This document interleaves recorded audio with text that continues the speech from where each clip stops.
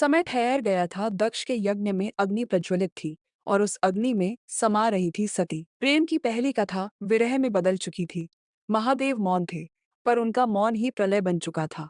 जब शिव ने सती के निष्प्राण शरीर को उठाया तो पूरा ब्रह्मांड कांप उठा। विरह में डूबे शिव दिशाओं में भटकते रहे और सृष्टि का संतुलन डगमगाने लगा।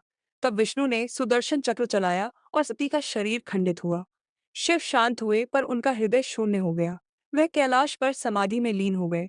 पर यह अंत नहीं था, यह शुरुआत थी। हिमालय की गोद में राजा हिमवान और रानी मैना के घर एक दिव्य कन्या ने जन्म लिया।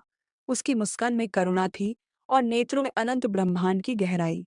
वह थी पार्वती।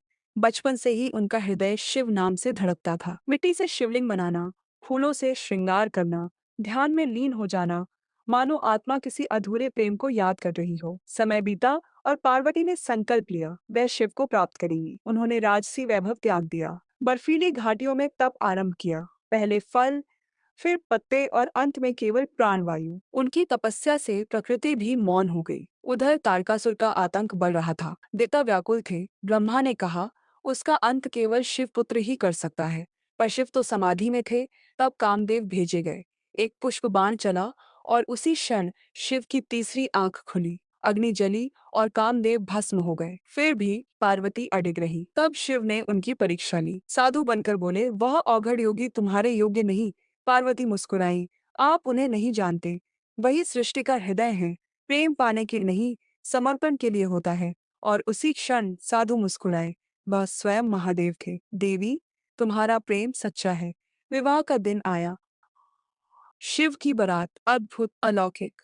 भूत प्रेत योगी देवता सब साथ। रानी मैना भयभीत थी, पर पार्वती ने कहा, माता, यह मृत्यु नहीं, अमरत्व का स्वरूप है। और फिर शिव ने अपना दिव्य रूप धारण किया। समस्त लोग विस्मित रह गए। अग्नि के समक्ष, वेद मंत्रों के मध्य शिव और शक्ति एक हो गए। हर हर महादेव। तीनों लोकों में गूंज उठा। कैलाश पर चंद्रमा की शीतल छाया में पार्वती ने पूछा, प्रभु, क्या यह सब नियति थी? शिव मुस्कुराए, शक्ति के बिना शिव शून्य है और शिव के बिना शक्ति दिशाहीन। हमारा मिलन ही सृष्टि का संतुलन है और उसी मिलन से जन्म हुआ एक नई आशा का, कार्तिकेय का, जिसने अधर्म का अंत किया। यह केवल प्रेम कथा नहीं, यह समर्पण की पराकाष्ठा है।